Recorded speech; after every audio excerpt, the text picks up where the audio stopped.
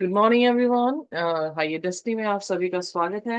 हम शुक्र करते हैं खुदा का कि खुदा ने फिर हमें मौका दिया कि हम खुदा के कलाम को आज फिर दोबारा से अपना मन्ना जो रोजाना हम खाते हैं उसको खाने के लिए तैयार है। खुदा ने हमें जिंदगी बख्शी है और हम खुदा के पास जो है उसके कलाम को लेने के लिए आए हैं। आज जो है वो लैब अवस्था उसका 23 अध्याय है जिसके बारे में आज हम चर्चा करने वाले हैं। आपको याद दिला दूं कि जब हम लैब अवस्था 16 पढ़ रहे थे तो हमने कहा था कि लैब अवस्था 23वां अध्याय और 16वें अध्याय में जो है वो द डे ऑफ अटोनमेंट के बारे में जो है वो जिक्र किया गया है। आज जो है हम सेवन फीस्ट के बारे में जो है वो देखेंगे। आइए इससे पहले कि हम लैब अवस्था को देखें अपने सिरों को झुकाएंगे और हम प्रार्थना में जाएंगे। हमारे स्वर्गीय खुदावन जमीन और आसमान के बनाने वाले हमारे परमेश्वर, हम आपके शुक्रगुजार हैं।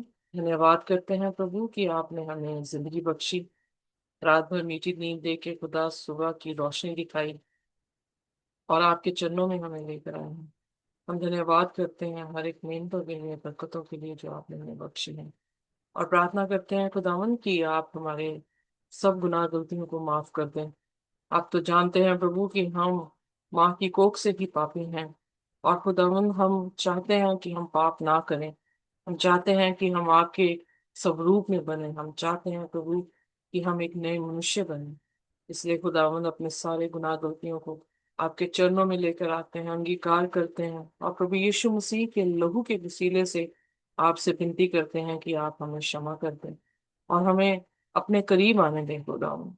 आपके कलाम के जरिए से जो शब्द हमारे कानों तक पहुंचे खुदावन, वो शब्द हमारी जहनों में जाकर हमारे हर एक डिसीजन को आपके कलाम के अनुसार बना सके।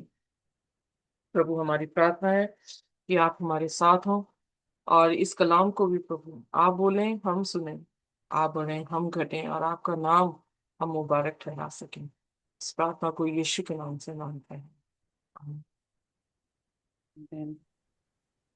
तो आइए देखते हैं व्यवस्था और उसका 23वां अध्याय उसकी पहली आयत।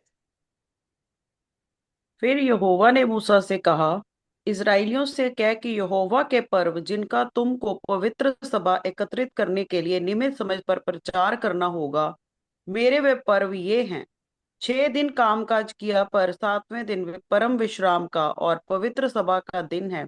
उसमें किसी प्रकार का कामकाज ना किया जाए। वह तुम्हारे सब घरों में यहोवा का विश्राम दिन ठहरे। तो पहली चीज जो है हम यहाँ पर देखते हैं, खुदा ने जो है जब पर्व के बारे में बात की है, जब फीस्ट इजरायलियों को दिया है। और आज जो हम एक एक करके फीस्ट को जो है वो देखने वाले हैं, पर खुदा ने उन सभी फीस्ट को जो है हमारे सामने रखने की या मूसा के सामने रखने की कोशिश की है। तो वहां पर फीस्ट जो है वो होली कॉन्वोकेशन के नाम से जो है वो जाना जाता है। यानी एक ऐसी फसा जो कि सभी मिल के मनाएंगे, सभी इकट्ठे होंगे। होली कॉन्वोकेशन जो अंग्रेजी में यहाँ पे शब्द दिया गया है, अगर आप ध्यान दें यहाँ पर, तो उसका अर्थ है असेंबली। यानी हर एक इंसान को जो है वो इकट्ठे होना है उस पीस में, या इकट्ठे मिलना है, या दूसरी तरह से सभा होनी चाहिए। ओके। सो उसमें जो है इकट्ठे फेस्टिवल करना है। और उस फेस्टिवल के लिए खुदा ने कहा कि 6 दिन तो अपना काम काज करना, पर 7वां दिन सब्बत का दिन जो कि विश्राम का दिन है, अगेन वर्ड दिया गया है, Holi convocation. You shall do no work therein. It is a Sabbath of the Lord in all your dwellings. So इसलिए अगर आपको याद हो, पेंतिकॉस्ट के दिन जो है जैसे इजरायली जो थे, क्योंकि वो फसा का दिन था, पर्व था, तो इजरायली जो है वो अलग अलग देशों से जहां जहां भी उन्होंने जाकर अपना निवास स्थान बना रखा था, वहां से निकल के वो क्या कर रहे हैं, मंदिर में आते थे। क्योंकि हर पर्व में क्या कर रहे थे, हर पर्व जो है वो मंदिर में इकट्ठे मनाया जाता था। सो इसलिए जो 6वां दिन है उसमें काम काज अपना अपना कर सकते हैं, पर 7वें दिन क्या करना है, 7वें दिन आपको परमेश्वर के हुक्म के अनुसार जो है एक होली कॉन्वोकेशन में आना जो है वो बहुत जरूरी है। सो होली कॉन्वोकेशन मीन्स एक संगति, एक व्हाट वी कॉल इट, एक सभा जो है उसमें आना खुदा ने कहा, क्योंकि जो सैबत है वो एक साइन है खुदा और उसके लोगों के लिए, और वो हम अपने अपने घरों में नहीं कर सकते। सो इसलिए हमें क्या करना पड़ेगा, हमें सभी को इकट्ठा खुदा के सामने जो है उसकी इबादत करने के लिए आना होगा। So every day we do separately, but सैबत खुदा के वचन के अनुसार हमें इकट्ठे होके एक सभा में आकर परमेश्वर के सामने अपने आप को जो है अर्पण करना होता है। सो चौथा वचन, आइए देखते हैं। फिर फिर यहोवा के, यहोवा ने ओके सॉरी, पढ़ दें। फिर यहोवा के पर्व जिनमें से एक एक के ठहराए हुए समय में तुम्हें पवित्र सभा करने के लिए प्रचार करना होगा, वे ये है: पहले महीने के 14वें दिन को गोधूली के समय यहोवा का फसह हुआ करे, और उसी महीने के 15वें दिन को यहोवा के लिए अख़मीरी रोटी का पर्व हुआ करे। उसमें तुम 7 दिन तक अख़मीरी रोटी खाया करना। ओके, सो यहाँ पर जो है खुदा ने पास ओवर, यानी अ, अगर आपको याद हो, जो हम निर्गमन उसके 12 अध्याय में जब हम पढ़ रहे थे, तो वहां पर जब 10वां प्लेग होने पर था, तो खुदा ने उनसे क्या कहा कि तुम क्या मनाना, पर्व मनाना। कौन सा पर्व था वो, कि जिसमें महीना पहला था और उसके 14वें दिन में, अगर आपको याद हो, 10वें दिन मेमना घर में आता था, 4 दिन मेमना घर में रहता था, और चौथे दिन यानी 14वें दिन जो है उस मेमने को काटा जाता था। और वो मेमना पास ओवर को जो है वो दिखाता था। पास ओवर यानी जो मौत आने वाली थी, वो मौत क्या हुई, पास ओवर हो गई, यानी वो हमारे से टल गई। हमारे इस फसा से जो है वो ये दिखाया जा रहा था कि जो मौत हमारे पे आनी चाहिए थी वो किसने ले ली, कौन मर गया हमारे भी आप पे, मेमना जो है वो मर गया, राइट। जी। सो इसलिए फसा जो है वो पर्व ऐसा था जो यीशु मसीह का ये दिखाता था कि यीशु मसीह हमारे बदले में अपनी जान जो है वो कुर्बान करेंगे। और दूसरा जो फसा इनको मनाना था, वो ये था, जो कि 7 डेज इन्हें अनलीवन यानी अखमीरी रोटी जो है वो खानी थी। अखमीरी रोटी मीन्स उसमें कोई भी खमीर जो है वो नहीं लगा हुआ है, और हम जानते हैं कि उन्हें जल्दी जल्दी वो खा के जो है वो उन्हें निकलना था। सो इसका मतलब कि उनके पास टाइम ही नहीं था कि वो ब्रेड को खमीर करें और वो फूले और फिर उसको जो है वो बनाया जाए। सो वो ब्रेड जो थी अखमीरी थी, जिसमें फुलावट नहीं थी, जो सॉफ्ट नहीं थी। So it was hard. So वो उनके एक्सपीरियंस को दिखा रहा था कि उनका एक्सपीरियंस जो है खुदा के बीच में, जब यीशु मसीह मरे हैं, उनका बदन तोड़ा गया है। तो पहली बात, उनका बदन अखमीरी था, यानी कोई पाप उसमें नहीं था। इसीलिए हम पहला कुरिन्थियन उसका 5 अध्याय उसका 7वां और उसका 8वां वचन इस तरह से बताता है। आइए मेरे साथ खोल लें, पहला कुरिन्थियन उसका 5 अध्याय उसका 7 और उसका 8। हम्म। जी। पुराना खमीर निकाल कर अपने आप को शुद्ध करो कि नया गूंदा हुआ आटा बन जाओ, ताकि तुम अखमीर हो, क्योंकि हमारा भी फसह जो मसीह है बलिदान हुआ है। तो ओके, आओ हम खुद ओके, एक वर्ड यहाँ पे अंडरलाइन करने वाला, फंसा कौन है हमारा, मसीह। या एग्जैक्टली। सो इसलिए वो प्रूव कर रहा है कि जो हम ये पर्व मना रहे हैं, इस पर्व में हमारा जो फोकस जो है वो क्या है। अगर हम फसा मना रहे हैं तो हमारा फोकस यीशु मसीह है, क्योंकि फसा यीशु है। ओके, और अगर फसा यीशु है तो अखमीरी रोटी कौन हुआ, वो भी यीशु मसीह है। सो जो फसा का पर्व है, वो पूरा का पूरा उसने जो है इज इक्वल टू, यानी उसकी इक्वेशन बनाते हुए कह दिया कि इट इज जीसस, ये जीसस है, यीशु मसीह है। सो आगे देखें 8वीं आयत में। सो आओ हम उत्सव में आनंद मनावें, ना तो पुराने खमीर से और न बुराई और दुष्टता के खमीर से, परंतु सिधाई और सच्चाई की अखमीरी रोटी से। सो जब वो इस फसा को मना रहे थे, जब उन्होंने अखमीरी रोटी खाई है, तो वो उनके लिए प्रेजेंटेशन थी। जैसे हमने कल भी देखा, जब हम अपने लेसन को देख रहे थे, साइबर स्कूल लेसन स्टडी को देख रहे थे, तो वहां पर दो पहाड़ थे, और दो पहाड़ों जो इबाल था वो पूरा लाइमस्टोन से, यानी चूना जो था, चूने वाली पत्थर थे वहां पर। जैसे यीशु मसीह ने कहा, तुम चूना फिरी हुई कब्रें हो। सो वो पत्थर थे। और जो गेरिजिम था वो पूरा हरियाली से भरा हुआ जो था, वो पहाड़ था। तो खुदा ने उनके सामने एक विजुअल प्रेजेंटेशन, एक पावर पॉइंट उनके सामने दिखाई, कि अगर तुम खुदा के हुक्म नहीं मानोगे, तो तुम कर्ज के हकदार होगे। और कर्ज में जो लाइमस्टोन वाली जमीन है जिसमें कुछ नहीं उग सकता, वहां पर जो है तुम्हारे वो प्रेजेंटेशन थी कि तुम्हारी जिंदगी इस तरह से हो जाएगी। और दूसरी जो दिखा रहा था खुदा उनको, जमीन गेराजिम की, कि अगर खुदा के साथ वफादार होगे तो तुम्हारी जमीन जो है, या तुम्हारा दिल, या तुम्हारी जिंदगी इस तरह से जो है वो खुशहाल होगी। यहाँ पर भी जब वो फसा मना रहे हैं, तो फसा में जब मेमने को काटा जा रहा है, तो उनके सामने एक एक डेमोन्स्ट्रेशन है कि यीशु मसीह आपके लिए मरेंगे। जब वो अखमीरी रोटी खा रहे हैं, तो उन्हें ये मालूम है कि वो जो फसा मनाया जा रहा है, अखमीरी रोटी खाई जा रही है, वो बिना किसी पाप के, यानी खमीर उस में आटे में गूंदा हुआ नहीं है। खमीर जिसको पॉलूस हमें एक्सप्लेन भी कर रहा है, कि हमारी जो है बुरी आदतें, हमारा पुराना मनुष्यत्व जो है, या हम पाप में अपने आप को रखते हैं, तो वो फसा को नहीं दिखाता है। इसीलिए इसीलिए जब हम देखें कि अगर प्रभु यीशु मसीह फंसा है, तो गलेतियों उसके 2 उसकी 20 में जो है हमें भी कुर्बानी देने के लिए जो है वो कहा गया है। अपने गुनाहों की हमें भी मसीह के साथ क्रूसीफाई होने के लिए जो है वो कहा गया है। अगर देखें अखमीरी रोटी प्रभु यीशु मसीह है, तो हमें भी अपने आप को एक मसीह में नया मनुष्य होने के लिए जो है वो कहा गया है। सो इसका मतलब जीसस हमारे लिए जो है वो एक पाथवे है, जीसस हमारे लिए एक एग्जाम्पल है कि हम कैसे जो है वो स्वर्ग की बादशाह में जा सकते हैं। तो ये जो फसा थी, उन्हें रिमेम्बर करने के लिए किया दी गई थी। इसलिए नहीं कि वो मौज मस्तियां करें, पार्टी करें और अपने परिवारों के साथ जो है। आज जो है मैं जब अपने आ,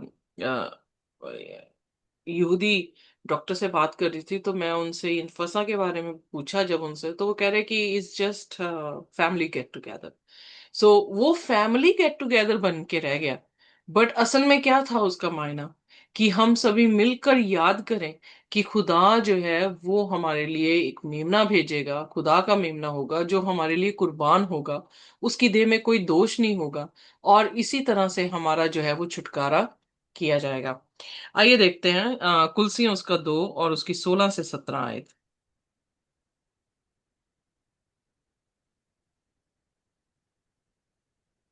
जी। इसीलिए खाने पीने का पर्व या चांद या सबत के विषय में तुम्हारा कोई फैसला ना करे, क्योंकि ये सब आने वाले बातों की छाया है, पर मूल वस्तुएं मसीह की हैं। ओके।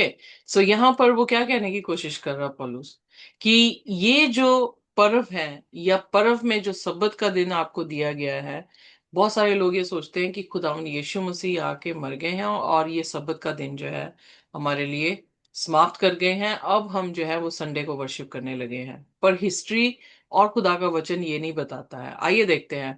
अब उसके बाद हम कौन सी आयत में है सिस्टर जी? सातवीं। 16वीं। 16वीं से पढ़ते अच्छा। हैं। इसीलिए खाने पीने का पर्व या नए चांद या सबत के विषय में तुम्हारा कोई नो फैसला नो ना नो नो करे। नो नो नो नो, लैव अवस्था की बात करें। 23 उसकी 6वीं आयत से पढ़ दो। जी। और उसी महीने के 15 दिन को यहोवा के लिए अखमीरी रोटी का पर्व हुआ करे। उसमें तुम 7 दिन तक अखमीरी रोटी खाया करना। हम्म। उनमें से पहले दिन तुम्हारी पवित्र सभा हो, और जिस दिन परिश्रम का कोई काम ना करना। और 7 दिन तुम यहोवा को हव्य चढ़ाया करना, और 7वें दिन पवित्र सभा हो। उन दिनों परिश्रम का कोई काम ना करना। ओके, आगे पढ़ दो। फिर यहोवा ने मूसा से कहा, इजरायलियों से कह कि जब तुम उस देश में प्रवेश करो जिसे यहोवा तुम्हें देता है, और उसमें के खेत काटो, तब अपने अपने पके खेत की पहली उपज का फूल याजक के पास ले आया करना, हम्म। और वह उस फूलों को यहोवा के सामने हिलाए कि वह तुम्हारे निमित्त ग्रहण किया जाए। वह उसे विश्राम दिन के दूसरे दिन हिलाए, और जिस दिन तुम फूले को हिलावो, उसी दिन एक वर्ष का निर्दोष भेड़ा का बच्चा यहोवा के लिए होम बलि चढ़ाना, और उसके साथ का अनबलि एपा के 2/10 तेल से सने हुए मैदे का हो। वह सुगंधदायक सुगंध के लिए यहोवा का हव्य हो, और उसके साथ का अर्धहीन भर की चौथाई दाग मधु हो। और जब तक तुम इस चढ़ावे को अपने परमेश्वर के पास ना ले आओ, उस दिन तक नए खेत में से ना तो रोटी खाना, और ना बुना हुआ अन्न, और ना हरी बालें। ये तुम्हारी पीढ़ी पीढ़ी में तुम्हारे सारे घरानों में सदा की विधि ठहरे। ओके, सो यहाँ पर हम देखते हैं कि जब आप पढ़ रहे थे आपको कुछ याद आ रही थी चीजें जो हम लेवावस्था उसके पहले 5 अध्यायों में पढ़ते रहे हैं। किस तरह से जो है वो अनबली का जिक्र किया गया है। अब यहाँ पर जो है अन जो कि अखमीरी रोटी फसा के बीच में जो है वो खाई जा रही थी उसका जिक्र किया गया। पर ध्यान देने वाली बात यह है कि खुदा ने जो है वो एक फिर होली कॉन्वोकेशन के रूप में जो है वो कहा गया है। 7वीं आयत में लिखा, उसमें से पहले दिन तुम्हारी पवित्र सभा हो और उस दिन परिश्रम का कोई काम ना करना। सो यहाँ पर जो है खुदा ने जो पहला दिन था, क्योंकि 7 दिन उन्हें अखमीरी रोटी खानी थी, और पहले दिन में क्या हो रहा है, पहले दिन खुदा जो है उनको विश्राम दिन के रूप में जो है वो दे रहा है दिन। और फिर 7वां दिन भी जो है वो क्या था, विश्राम दिन था। यानी अगर मैं सबत को यानी सैटरडे को अगर लेकर चलूं, कि सैटरडे से लेके सैटरडे तक जो है ये पर्व जो है वो मनाया जा रहा है। पहला भी परिश्रम नहीं करने का दिन, और जो लास्ट दिन है उसमें भी जो है वो परिश्रम करने का दिन नहीं था। इस पूरे चैप्टर में आप बार बार देखेंगे कि खुदा जो है वो इन त्योहारों का जो दिन है जिसमें एक कॉन्वोकेशन है, उस दिन को जो है वो सबत का दिन या पवित्र दिन जो है उस जगह को जो है वो कह रहा है। सो जब पौलुस कुलसियों की पत्री में उसके दूसरे अध्याय की 16वीं और 17वीं आयत में बात कर रहा है, तो वो इन पर्वों की बात कर रहा है। ये पर्व जो थे वो होली कॉन्वोकेशन थी, और उस दिन कोई भी मतलब काम नहीं करता था। उस दिन जो है हर परिश्रम से उनको आजाद किया गया था, यानी करने को ना की गई थी। और उस दिन को जो है वो पवित्र दिन मानने को जो है वो कहा गया था। सो इसलिए वो कह रहा है कि ये जो पर्व है इसमें कोई भी आपको जज ना करे, क्योंकि इसका सारा मूल्य, इसका फोकस क्या है, why we are celebrating this, इसका फोकस जो है वो प्रभु यीशु मसीह है। Are you getting? जी। सो यहाँ पर जो है उसने कहा, फिर अगला जो तीसरा जो फसा है या पर्व है, वो फसा है ग्रेन ऑफरिंग का। यानी जो फसल उनकी उगी है वो फसल उन्हें खुदा के लिए जो है वो लेकर आनी है। सो यहाँ पर लिखा है कि वे पूले को यहोवा के सामने हिलाएं और वह तुम्हारे निमित्त ग्रहण किया जाए, और उसे विश्राम दिन के दूसरे दिन हिलाए। सो विश्राम दिन से ही स्टार्ट हो रही हैं चीजें, और विश्राम दिन को ही जो है इनका पर्व जो है वो खत्म हो रहा है। और जिस दिन तुम पूले को हिलाओ उसी दिन एक वर्ष का निर्दोष भेड़ का बच्चा यहोवा के लिए होम बलि चढ़ाना। सो होम बलि प्रभु यीशु मसीह की कुर्बानी को दिखाता है। हम ऑलरेडी लव अवस्था उसके पहले अध्याय में जो है इसके बारे में सीख चुके हैं। और जो पूले को हिलाने की बात आई है, तो पूला हिलाना हम इसको भी जो है वो अनबली में जो है वो पढ़ चुके हैं, जो कि तीसरे अध्याय में था। और उसके साथ का अनबली एपा के 2/10 तेल से सने हुए मैदा। सो हमने देखा था ग्रेन ऑफरिंग में अन्न था, मैदा था, तेल था, और उसमें जो है नमक का भी जो है वो इस्तेमाल किया गया, और सुगंधित जो है वो सुगंध जो है वो डाली जाती थी। तो हम ऑलरेडी इसको देख चुके हैं कि आटा या अन्न या मैदा जो है वो एक खुदा के बदन को दिखा रहा है, ऑयल जो है वो पवित्र आत्मा को दिखा रहा है, और जो सुखदाई सुगंध है वो परमेश्वर की, खुदा की जो है वो दुआओं को दिखाया जा रहा है। उसकी जैसे सोना मूल्यवान जो है वो प्रभु यीशु मसीह को जो है वो चढ़ाया गया, उसकी डिविनिटी को जो है यहाँ पर दिखाया जा रहा है। सो इस चीज को, इस पर्व को जो मनाने के टाइम पे क्या कर रहे हो, हम यीशु मसीह की डिवाइन अथॉरिटी को जो है वो देख रहे हैं कि वही है जो हमें अन्न दे रहा है।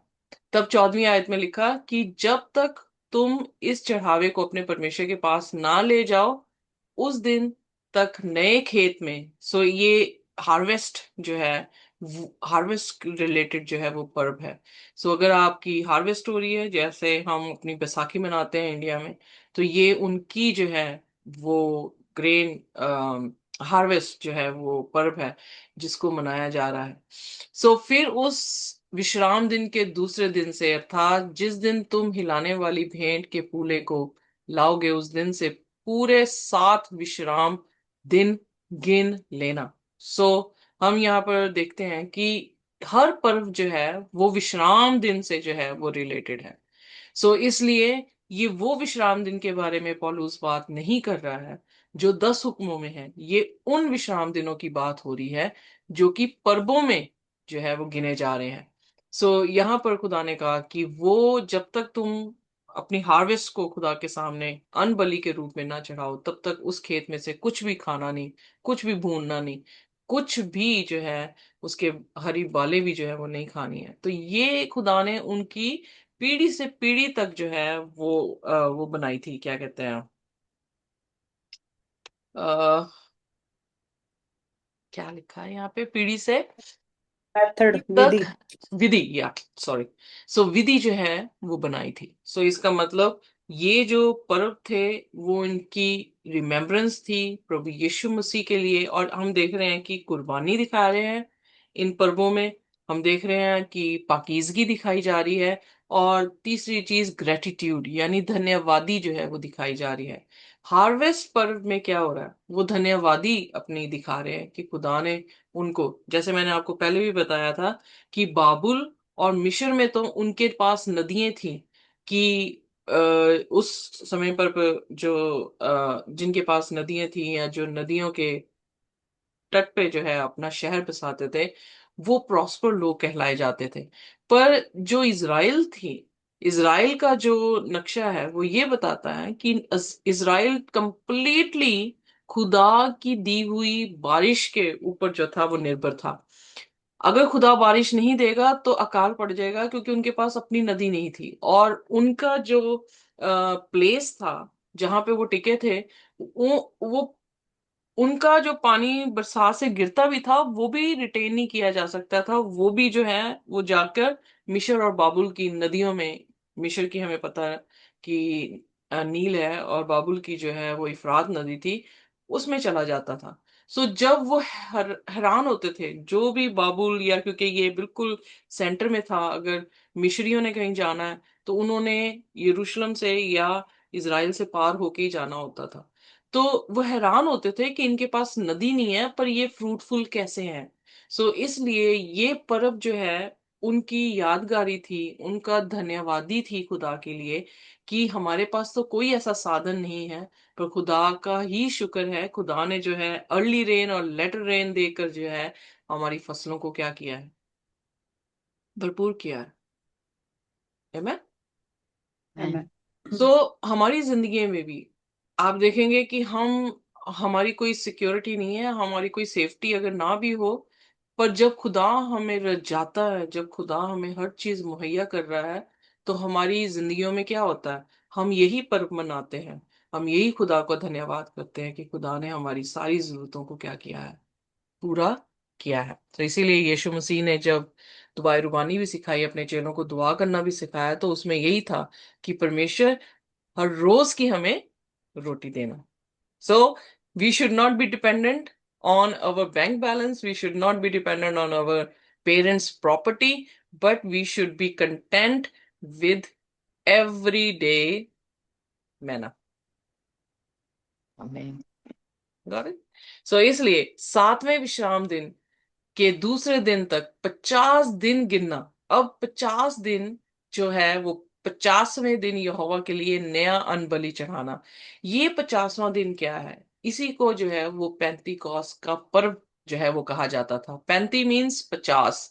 सो ये फसह के बाद 50वें दिन जो है वो पर्व मनाया जाता था। सो इसको पेंटिकॉस का पर्व जो है वो हम न्यू टेस्टामेंट जब देखते हैं तो उसमें जो है वो गिना गया है। 17वीं आयत सिस्टर जी। जी। तुम अपने घरों में से एपा के 2/10 अंश मैदा की 2 रोटियां हिलाने की भेंट के लिए ले आना। वे खमीर के साथ पकाई जाएं और यहोवा के लिए पहली उपज ठहरे। सो यहाँ और उस रो ओके ओके पढ़ते पढ़ते। और उस रोटी के संग 1 वर्ष के 7 निर्दोष भेड़ के बच्चे और 1 बछड़ा और 2 मेंढे चढ़ाना। वे अपने अपने साथ के अन्न बलि और अर्ध समेत यहोवा के लिए होम बलि के समान चढ़ाए जाएं, अर्थात वे यहोवा के लिए सुखदाई सुगंध देने वाला हव्य ठहरे। सो यहाँ पर जो है वो फर्स्ट फ्रूट की बात हो रही है। 50वें दिन जो है वो फर्स्ट फ्रूट जो है वो चढ़ाया जाए।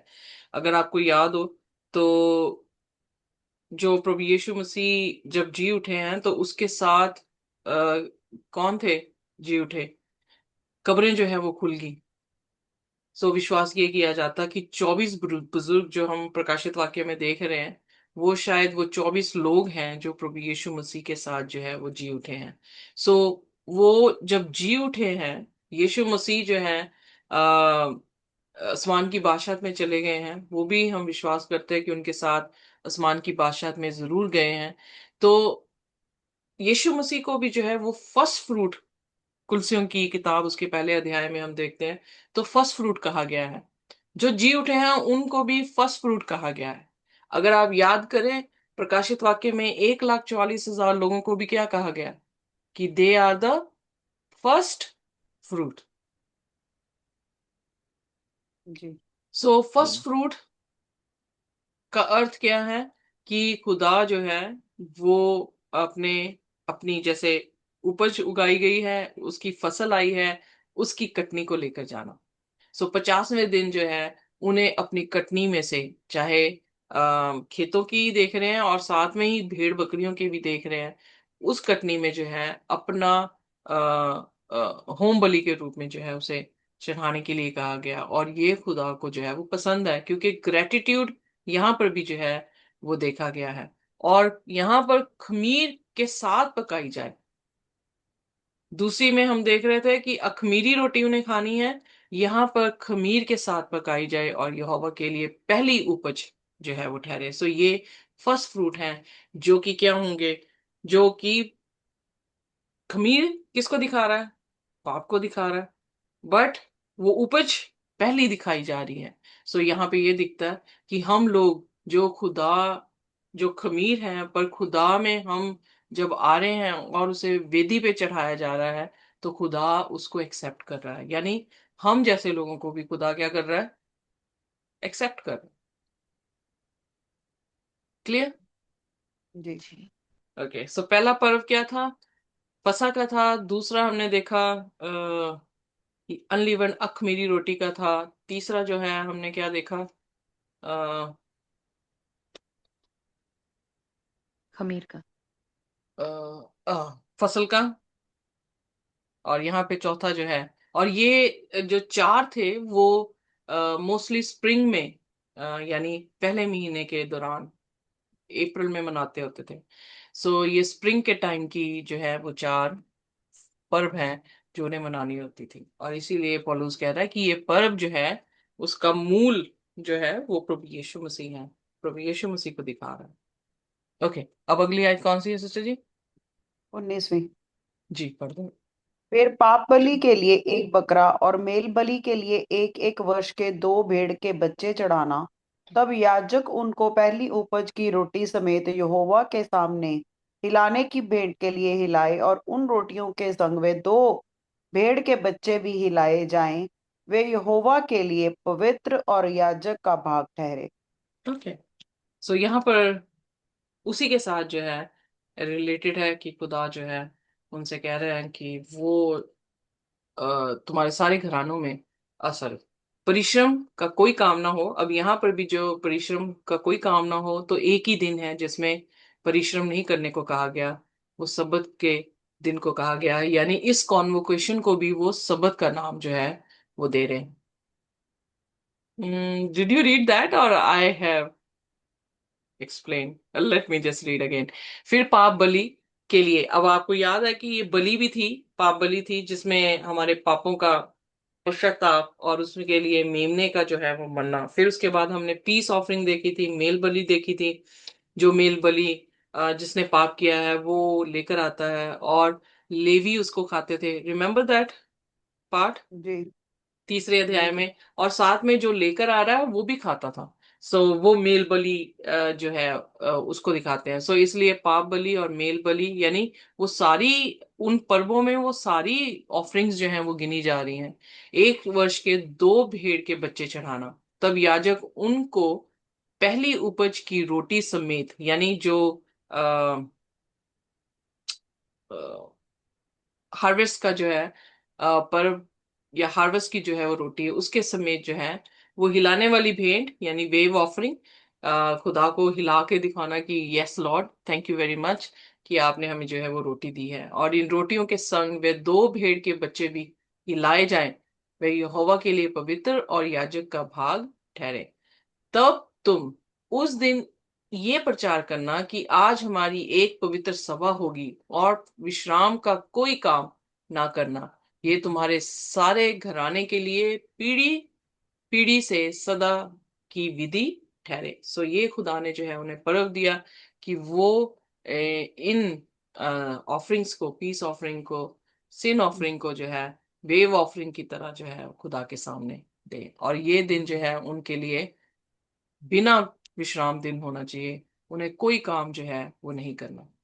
फिर उसके बाद फिर यहोवा ने मूसा से कहा, इजरायलियों से कह कि 7वें महीने के पहले दिन को तुम्हारे लिए परम विश्राम हो, उसमें स्मरण दिलाने के लिए नरसिंगे फूके जाएं। सो अब जो है वो ट्रम्पेट का पर्व है, नरसिंगे फूके जाएं और एक पवित्र सभा इकट्ठी हो। सो उस पर्व में भी जो है होली कॉन्वोकेशन, यानी सभी को इकट्ठे होना था।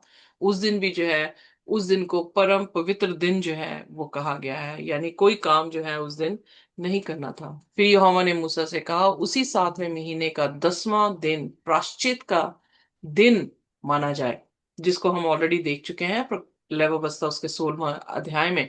सो ट्रम्पेट का पर्व है। अब जो है डे ऑफ अटोनमेंट के पर्व के बारे में जो है वो बात कर रहे हैं। सो 7वें महीने के 10वें दिन जो है वो पहले महीने के 14वें दिन फंसा है, और जो डे ऑफ अटोनमेंट है वो 7वें महीने के 10वें दिन जो है वो प्रायश्चित का दिन माना जाए। वह तुम्हारी पवित्र सभा का दिन होगा। फिर होली कॉन्वोकेशन है, और उसमें तुम अपने अपने जीव को दुख देना और यहोवा का हव्य चढ़ाना। यानी अपने आप को जो है दुख देने का अर्थ ये नहीं है कि वो जो हम देखते हैं बहुत सारे लोग अपने आप को छांटे मार रहे हैं, लिटरली ये नहीं है। उसका अर्थ ये है कि शोक करना, ग्रीव करना कि हमने जो है वो पाप किया है। दूसरे शब्दों में, जैसे आज हम अपने पापों का पश्चाताप करते हैं, वो करने को जो है खुदा कह रहे हैं कि अपने आप को दुख देना कि तुमने किसी भी तरह से सुख विलास का ये वो दिन नहीं है। बाकी सभी पर्वों में हम देख रहे हैं कि सुख विलास का है, ग्रेटिट्यूड है, उसमें जो है खुदावन यीशु मसीह की कुर्बानी को दिखाया जा रहा है। सो खुश है कि हम आजाद हुए हैं, हम हमारा छुटकारा हुआ है। जो अनलिवन्ड अखमीरी रोटी भी खा रहे थे, वो ये दिखा रहा था कि हम मिस्र से निकले थे उस दिन, और वो भी खुशहाली का जो है वो पर्व है। बट एक ये पर्व ऐसा है, डे ऑफ अटोनमेंट, जिसमें खुशी नहीं है, जिसमें अपने आप को दुखी करना या दुख देना है, जिसमें आप शोक कर रहे हैं कि आपने खुदा के विरोध में जो है वो पाप किया है। अगर आपको याद हो, ये वो दिन था जिस साल में एक बार जब महायाजक जो है वो होली प्लेस में नहीं बल्कि मोस्ट होली प्लेस में जो है वो जाता था। और जब महायाजक मोस्ट होली प्लेस में जाता था, उस दौरान पूरी कलीसिया होली कॉन्वोकेशन होती थी, यानी सभा में एकदम खड़े होते थे हैकल के बाहर, और वहां पर अपने अपने पापों का जो है वो पश्चाताप करते थे। यानी दे फेल्ट बैड कि उन्होंने खुदा के विरोध में पाप किया है, और खुदा उन पे दया करके जो है उन्हें माफ कर देते थे। सो यहाँ पर दुख, अम, उसी दिन दुख, कहाँ गई मेरी आयत?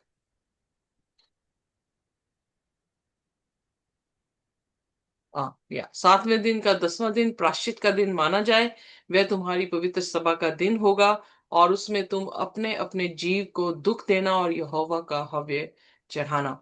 उस दिन तुम किसी प्रकार का कामकाज ना करना। अब यहाँ पर भी खुदा ने जो होली कॉन्वोकेशन, जितने भी फीस्ट हैं, उसमें क्या है, विश्राम ना करने की बात जो है वो कही है। सो वो शब्द सेम ही इस्तेमाल हुआ है जैसे सबत में, सबत के लिए इस्तेमाल होता था।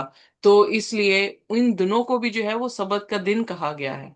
पर ये दिन जो थे वो 10 हुक्मों से जो है वो अलग है। Do you agree with me? 10 हुक्म जी। के जो चौथा हुक्म है कि सब्बत के दिन हरे का आना, वो डिफरेंट है। पर ये पर्व में जो है काम ना करना और उसे सब्बत जानना, और सेम ही चीज है जो हम सब्बत को करते हैं, वही इन पर्वों में भी जो है हमें करना था। सो इन दिनों के बारे में जो पौलुस ये कह रहा है कि तुम्हें कोई भी जज ना करे अगर तुम इन चीजों को नहीं मना रहे हो। सो अब जो है वो आत्मिक तरीके से हम अपने आप को जो है वो मनाते हैं कि खुदा की कुर्बानी को अपनी जिंदगियों, और खुदा की जो अखमीरी रोटी है यानी खुदा का कलाम जो है उसको हम लेते हैं, ताकि हम याद करें कि खुदा ने कोई पाप नहीं किया, हमें भी पाप जो है वो नहीं करना है। तो उसी तरह से ट्रम्पेट का जो आ,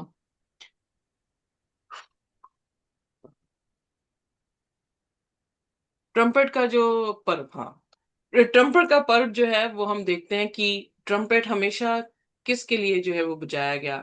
अलग अलग आयतों में या कलाम में हम देखते हैं तो ट्रम्पेट हमेशा वॉर के लिए बजाया जाता था। ट्रम्पेट हमेशा लोगों को इकट्ठा करने के लिए दिया जाता था। ट्रम्पेट जो है वो लोगों को सचेत करने के लिए, लोगों को वॉर्न करने के लिए जो है वो बजाया जाता था। सो यहाँ पर जो डे ऑफ अटोनमेंट है वो कंप्लीटली हर रोज हम अपना मेमना लेकर आ रहे हैं, हर रोज खुदा हमें माफ कर रहा है।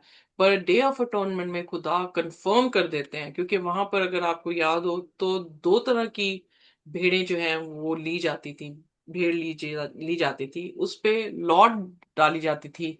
एक जो खुदा के लिए है, दूसरा जिसे स्केप गोट जो है वो कहा गया है। वेल, जो ओरिजिनल वर्ड है वो एजोजेल है। एजोजेल मतलब एक पर्सनैलिटी को दिखा रहा है। अ, अगर हम देखें कि let me explain first this, कि जो खुदा के लिए चुनी जाती थी भेड़, वो एक सिन ऑफरिंग के रूप में उसके लहू को खुदा के हैकल के अंदर लेकर जाया जाता था। उसे जो है अ, छिड़का जाता था ऑल्टर के पास, और जो याजक था वो मोस्ट होली प्लेस में एंटर करता था।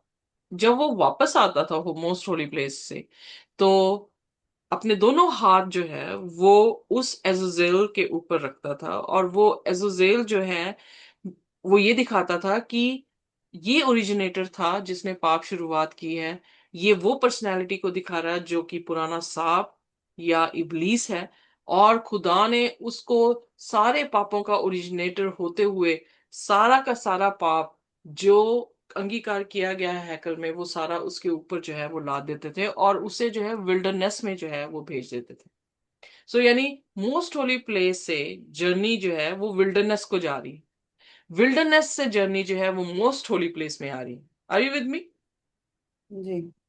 सो खुदा उसमें अपने सारे प्लान्स जो हैं, वो पर्व भी ऐसा था जिसमें खुदा की विधि या खुदा की प्लान क्या है हमारी साल्वेशन का, उसको जो है वो दिखाया जा रहा था। और हम ऑलरेडी इसके बारे में जो है 11 वर्सेस के 16 अध्याय में बड़ी गहराई से जो है वो देख चुके हैं कि खुदा फर्स्ट होना चाहिए। वेल, मैं पढ़ रही थी तो मुझे याद आया कि जब वो सेटअप कर रहे थे हैकल को, एक्सोडस में, आई थिंक 28 अध्याय में, if I am not mistaken, तो उन्होंने सेटअप भी जब की है तो सबसे पहले मोस्ट होली को सेटअप किया है। उसके बाद होली प्लेस को, उसके बाद कोर्टयार्ड को।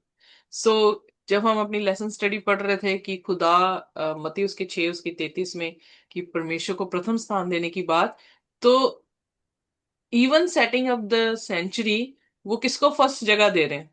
खुदा के तख्त को, खुदा को। सबसे पहले वो कंपार्टमेंट बना और उसके बाद जो है बाहर बाहर वाली चीजें जो है वो बनी। सो इसलिए खुदा का जो नॉलेज है वो हर एक चीज में हम परफेक्ट देखते हैं। किसी चीज में भी खुदा को हम चैलेंज नहीं कर सकते कि यहाँ पे तू डिफरेंट रहा है। पर हर एक चीज जो खुदा ने दी है, हर चीज जो खुदा ने मूसा से करवाई थी, वो बहुत ही परफेक्ट थी। और उसी की समरी जो है वो न्यू टेस्टामेंट से हमें जो है वो देखने को मिलती है। सो थोड़ी सी आयतें और रह गई हैं, I think let's finish this.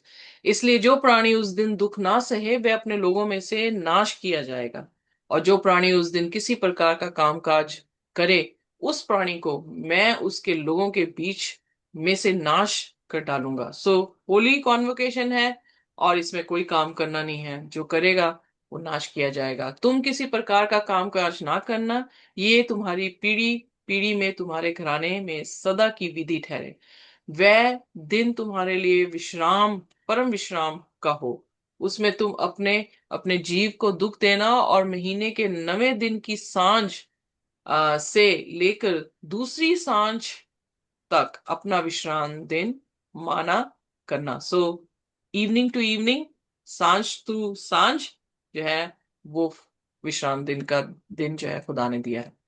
फिर यहोवा ने मूसा से कहा, इजरायलियों से कह कि उसी 7वें दिन की 15वें दिन से 7 दिन तक यहोवा के लिए झोपड़ियों का पर्व अब यहाँ पे बूथ पर्व जो है वो रहा करे, यानी जहां पर भी है आपको क्या करना पड़ेगा, उस पर्व में अपने घरों को छोड़कर बूथ में, टेंटों में जो है वो रहना पड़ेगा, जो कि उनको ये स्मरण कराएगा पीढ़ी दर पीढ़ी कि असल में हमारे बाप दादे कहाँ रहते थे और खुदा ने हमें कौन सी जमीन जो है आज दी है। 7वें दिन यहोवा के लिए फिर हव्य चढ़ाया करना। फिर 8वें दिन तुम्हारी पवित्र सभा हो और यहोवा के लिए हव्य चढ़ाना। वह महासभा का दिन है, और उसमें परिश्रम का कोई काम ना करना। यहोवा के नियत पर्वों, oh I think it's too थोड़े, what should we do, should we complete, और क्या कहते हैं सिस्टर जी, कंप्लीट कर लें? हाँ, पर लंबा है, अभी सब 44 आयते हैं। I know. So will stop here, और कल जो हाँ है जी। हम इस बाकी हिस्से को जो है वो कंप्लीट करेंगे। बट यहाँ पर हम 22वीं आयत भी हमने छोड़ी है। जब तुम अपने देश में से खेत काटो, तब अपने खेतों के कोने को पूरी रीति से ना काटना, और खेत में गिरी हुई बालों को ना इकट्ठा करना। उसे दीनहीन और परदेशियों के लिए छोड़ देना। मैं तुम्हारा परमेश्वर यहोवा हूँ। अब जो है ऑलरेडी ये हुक्म हम सीख चुके हैं कि वो कोने वाला जो फसल थी वो किस तरह से गरीबों के लिए रखने के लिए खुदा ने कहा। जो फसल नीचे गिर गई है उसको गरीब जो है वो बिन सकते हैं। हमने बोआज की कहानी में, रूथ की कहानी में इस चीज को देखा कि बोआज जो है अपने खेत में उसे अनुमति दे रहा है कि वो बिन सकती है। सो वो गरीब थी और इसलिए उसे अनुमति दी गई है। सो खुदा के हुक्म जो है वो कभी भी बदले नहीं है, खुदा वैसा ही है। और उसके पर्वों में उसकी कुर्बानियां भी हम देख रहे हैं। जो 5 कुर्बानियां देखी 7 पर्वों में, हम हर एक पर्व को एक विश्राम दिन को नाम से जो है वो कहा गया है।